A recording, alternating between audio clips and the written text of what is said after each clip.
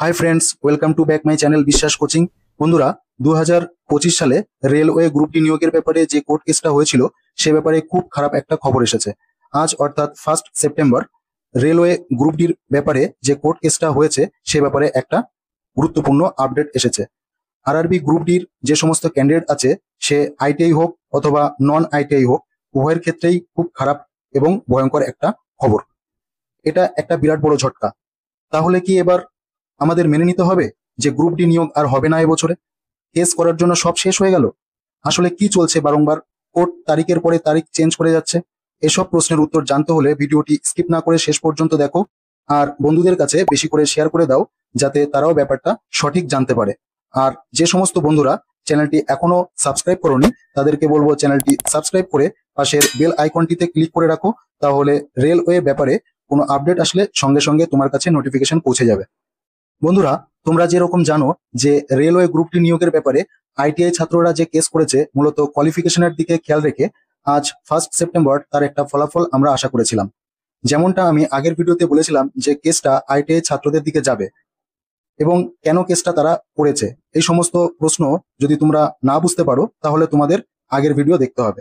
আমি উপরের I বটনে link দিয়ে রাখছি, তোমরা ক্লিক করে আগের ভিডিওগুলি দেখে নিতে পারো এবং জেনে নিতে পারো পুরো ব্যাপারটা। পুরো ব্যাপারটা জানতে হলে যেতে হবে ক্যাট এর ওয়েবসাইটে। আজকের তারিখটা খুবই গুরুত্বপূর্ণ ছিল, তার কারণ দেখো 22 আগস্ট হাইকোর্ট একটা ঘোষণা দিয়েছিল। কি বলেছিল হাইকোর্ট?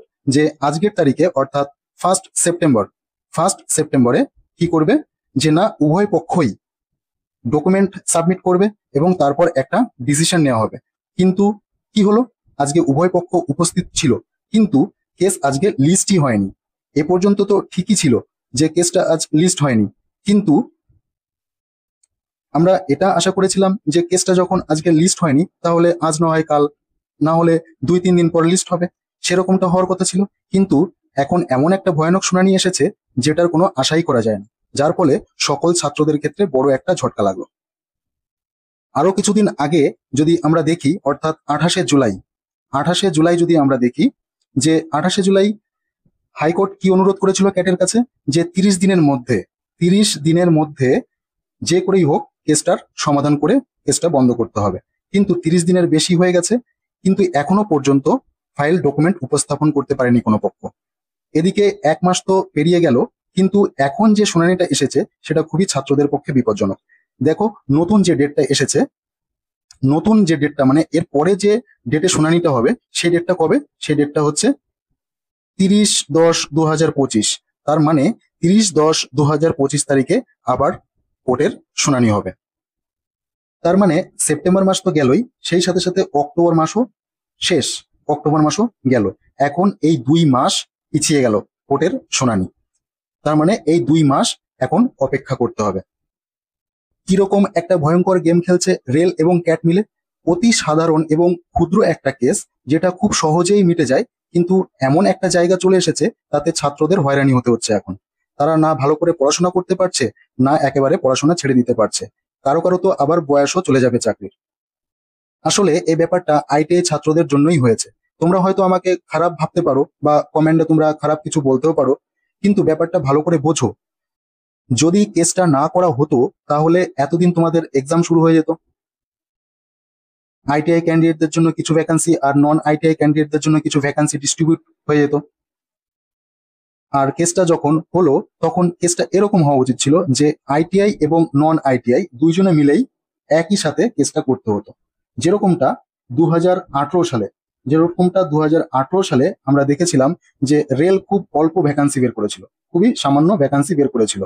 পরে এই আইটিআই এবং নন আইটিআই এরা একজোট হয়ে কি করলো, যে না কেস করলো কি উদ্দেশ্যে, যে না আমাদের ভ্যাকান্সি আরো বাড়াতে হবে। তার জন্য রেল কি করলো, রেল ভ্যাকান্সি ডাবল করে দিল। ঠিক আছে, সেরকমটা যদি করা হতো তাহলে উভয় পক্ষেরই খুব মঙ্গল হতো।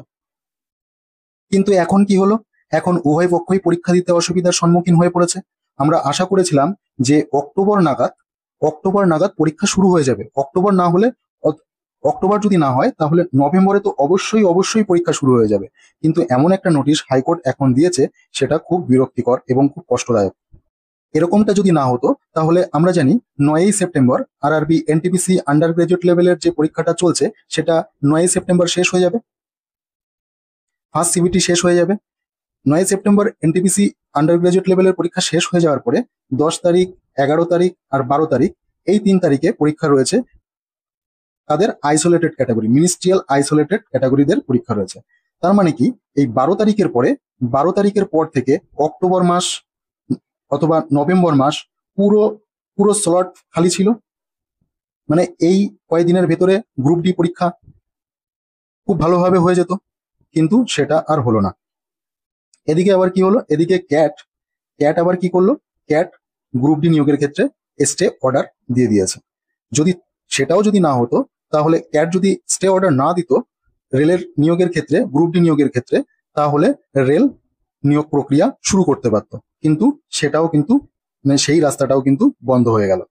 তাহলে তোমাদের এখন উপায় কি, এখন রাস্তা কি? এখন রাস্তা হচ্ছে তোমাদের 2 মাস চুপ করে বসে থাকতে হবে। মানে 30/10/2025 এই তারিখ পর্যন্ত তোমাদের অপেক্ষা করতে হবে। এই তারিখে হাইকোর্ট কি রায় দেয় সেই পর্যন্ত অপেক্ষা করতে হবে। আর তা না হলে কেসটা নিয়ে যেতে হবে হচ্ছে সুপ্রিম কোর্টে। কিন্তু সুপ্রিম কোর্টে কেস নিয়ে যাওয়া কিন্তু অতটা সহজ নয়, সেখানে কিছু ক্রাইটেরিয়া, কিছু নিয়ম কানুন আছে। এবার দেখো, ভালো করে বোঝো। প্রথমে আমরা জানি যে কেসটা প্রথমে ক্যাটের কাছে এসছে। ক্যাট কি করেছে, কেসটা হাইকোর্টের কাছে পাঠিয়েছে। হাইকোর্ট আবার সেই কেসটাকে ক্যাটের কাছে ফেরত পাঠিয়েছে ভেরিফাই করার জন্য। এইবার ব্যাপারটা হচ্ছে যে হাইকোর্টের তো বিচারপতিরা চেঞ্জ হয়ে গেছে, আমি আগের ভিডিওতে বলেছিলাম, তার জন্য ডেটের পর মানে তারিখের পর তারিখ দিয়েই যাচ্ছে। এইবার ক্যাট নতুন করে এই কেসটা হাইকোর্টের কাছে নিয়ে যেতে পারবে না। কারণ কি, একবার তো হাইকোর্টে পাঠানো হয়েছে। নিয়ে যেতে গেলে, ক্যাটকে হাইকোর্টের কাছে নিয়ে যেতে গেলে সেই সমস্ত ডকুমেন্ট, সেই সমস্ত ভেরিফিকেশন ভালো করে যেগুলো কাজকর্ম করার সেইগুলো করে তারপরে হাইকোর্টের কাছে যেতে হবে, ঠিক আছে? আর তা না হলে এখন কি করবে, আইটিআই ক্যান্ডিডেটরা এই ক্যাটের কাছ থেকে ফাইলটা নিয়ে সুপ্রিম কোর্টে ডাইরেক্ট অ্যাপ্লিকেশন করতে হবে। কিন্তু সেখানেও কিছু নিয়ম কানুন রয়েছে। কি নিয়ম কানুন? দেখো, এর আগে এলপি যে ক্যান্ডিডেটরা ছিল সেই ক্যান্ডিডেটদেরও একটা কেস ওরা কি করেছিল, না ক্যাটের কাছে না হাইকোর্টের কাছে, এই কোনো মানে কারোর কাছেই কিন্তু নিয়ে যায়নি কেসটা, ডাইরেক্ট কি করেছিল, সুপ্রিম কোর্টের কাছে নিয়ে গেছিল। এবার এই 2-3 দিন আগের ঘটনা কি হয়েছে, সুপ্রিম কোর্টে নিয়ে গেলে সুপ্রিম কোর্টের কিছু নিয়ম আছে। কি নিয়ম, যে না কিছু রিট আছে, রিট ব্যবহার করতে হয়, না হলে অনুচ্ছেদ 32 ব্যবহার করতে হয়, ঠিক আছে? আর অন্যান্য অনেক আইনি যে সমস্ত উকিলরা রয়েছে তারাই এগুলো জানে, সেইগুলো মেনটেন করেনি। তার জন্য সুপ্রিম কোর্টের বিচারপতি কি করেছে, ফাইলটা ফেলেই দিয়েছে, ফেলে দিয়ে কেসটা ডিসমিস করে দিয়েছে। সব দিক দিয়ে বা চারিদিক দিয়ে দেখতে গেলে কেসটা খুব ঘোলাটে এবং গোলমাল হয়ে উঠেছে। এখন একটা উপায় আছে, সেটা হচ্ছে এখন আইটিআই আলাদের যে উকিল আছে যিনি কেসটা নিয়ে লড়ছেন, তিনি এই ব্যাপারটা খুব ভালো করে দেখতে বা বুঝতে পারবেন যে কেসটা সুপ্রিম কোর্টে নিয়ে যাবে কিনা। আর তা না হলে 2 মাস অপেক্ষা করতে হবে যে পরের শুনানিতে হাইকোর্ট কি রায় দেয়।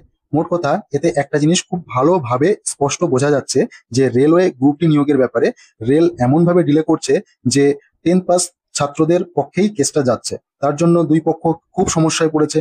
এদিকে ক্যাট চুপচাপ বসে রয়েছে, হাইকোর্টও কোনো ডিসিশন নিচ্ছে না।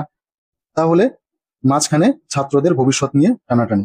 কিন্তু এর ভেতরেও আমি বলবো, যে সমস্ত বন্ধুরা এখনো ভালোভাবে পরীক্ষার প্রস্তুতি নিতে পারোনি, তারা অনেক সময় পেয়ে গেছো, তোমরা চাইলে সিলেকশন নিতে পারবে। তোমরা সেইভাবে প্রস্তুতি নাও, আর খারাপ কোনো চিন্তা মাথায় নিয়ে এসো না। তাহলে বন্ধুরা, আজকের জন্য এই পর্যন্তই। দেখা হবে আবার পরের ভিডিওতে। ততক্ষণে সবাই ভালো থেকো, সুস্থ থেকো। বাই।